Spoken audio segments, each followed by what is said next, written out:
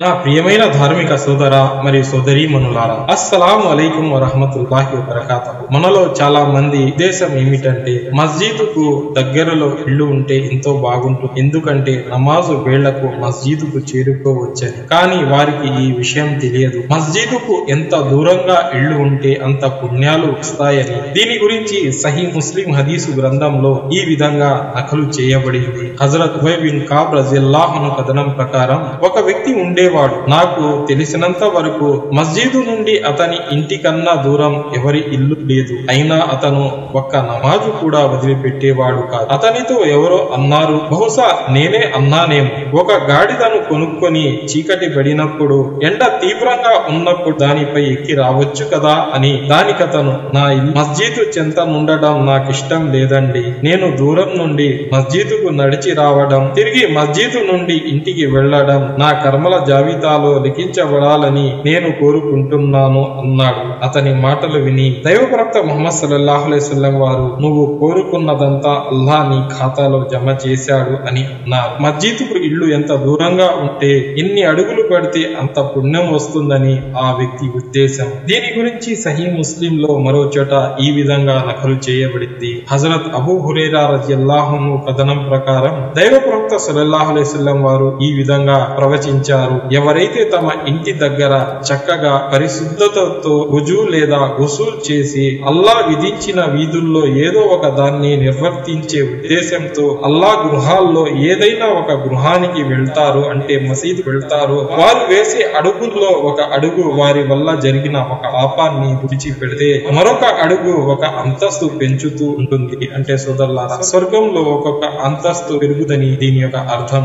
అయితే సోదరులారా, మస్జిద్కు దగ్గరగా ఇల్లు ఉండడం కన్నా దూరంగా ఉండడమే ఎంతో మేలని మహాప్రవక్త ముహమ్మద్ సల్లల్లాహు అలైహి వసల్లం తెలియపరిచారు. దీనిని సహీ బుఖారీ హదీసు గ్రంథంలో ఈ విధంగా నకలు చేయబడింది. హజరత్ జాబిర్ రజియల్లాహు అన్హు కథనం ప్రకారం మస్జిదే నబవి చుట్టూ ప్రక్కల్లో కొంత స్థలం ఖాళీ అయ్యింది. అప్పుడు బను సలీమా తెగవారు మస్జిద్ సమీప ప్రాంతానికి తరలి వెళదామని నిశ్చయించుకున్నారు. ఎందుకంటే వాళ్ళు నమాజును తొందరగా ఆచరించవచ్చు, మసీదు పక్కనే ఉంటుంది కదా అనే ఒక ఉద్దేశం వాళ్లకు ఉండింది. కాబట్టి ఈ విషయం దైవ ప్రవక్త సల్లల్లాహు అలైహి వసల్లం కు తెలిసింది. ఆయన వారికి, మీరందరూ మస్జిద్ నబవి ప్రాంతానికి తరలి వెళదామనుకున్నారా ఏమిటి అని అడిగారు. దానికి వారు, అవును దైవ ప్రవక్త, మేము నిజంగానే వెళదామనుకుంటున్నాము అని చెప్పారు. అప్పుడు ఆయన దైవ ప్రవక్త ముహమ్మద్ సల్లల్లాహు అలైహి వసల్లం వారు, బను సలిమా తెగ వారులారా, మీరు మీ ఇండ్లల్లోనే ఉండండి, మీ అడుగుల ముద్రలు లిఖించబడతాయి. మీరు మీ ఇండ్లల్లో ఉండండి, మీ అడుగుల ముద్రలు లిఖించబడతాయి అని వారికి ఉపదేశించారు. అంటే సోదరులారా, మీరు ఎక్కడున్నారో అక్కడే ఉండండి, మస్జిద్కు దగ్గరగా రాకండి. ఎందుకంటే ఎంత మస్జిద్కు మీరు దూరంగా ఉంటారు, ఎన్ని అడుగులు వేసి మస్జిద్కు మీరు చేరుతారో అన్ని పాపాలు దూరం అవుతాయి అని దీని యొక్క అర్థం సోదరులారా. దాంతో వారు, అయితే అక్కడికి తరలి వెళ్లడం మాకిష్టం లేదు అని చెప్పారు. అంటే వారంతా అక్కడే ఆగిపోయారు. మహాప్రవక్త ముహమ్మద్ సల్లల్లాహు అలైహి వసల్లం వారు పుణ్యం గురించి, ఎక్కువ పుణ్యం లభిస్తుందని దాని గురించి ఎవరికైనా తెలియపరిస్తే వెంటనే ఆ సహాబాలు, అంటే మహాప్రవక్త ముహమ్మద్ సల్లల్లాహు అలైహి వసల్లం వారి వెంటనే తక్షణమే దాన్ని అమలు చేయవారు. అందుకని ఎంత దూరంగా మసీదు ఉన్నా మనకు అంత పుణ్యాలు లభిస్తాయని ఈ హదీసుల ద్వారా తెలిసింది. అయితే మేము నా మసీదుకు వెళ్ళడానికి ఇంట్లో నుంచే వజూ చేసుకుని వెళ్తే ఇంకా ఎక్కువ పుణ్యం మనకు లభిస్తుంది. ఎన్ని అడుగులు వేస్తామో అన్ని అడుగులకు అంత పుణ్యం లభిస్తుంది. అయితే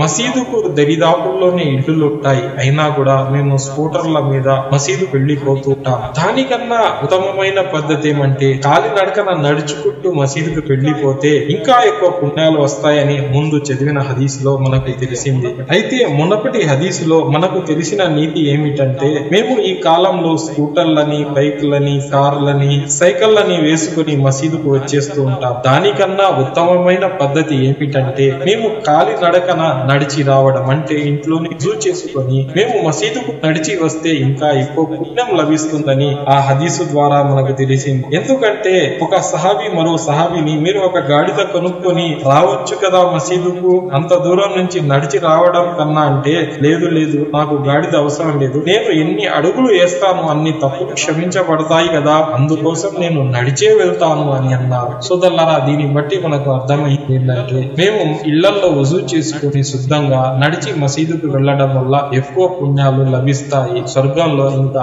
మన అంతస్తులు కూడా పెరుగుతాయని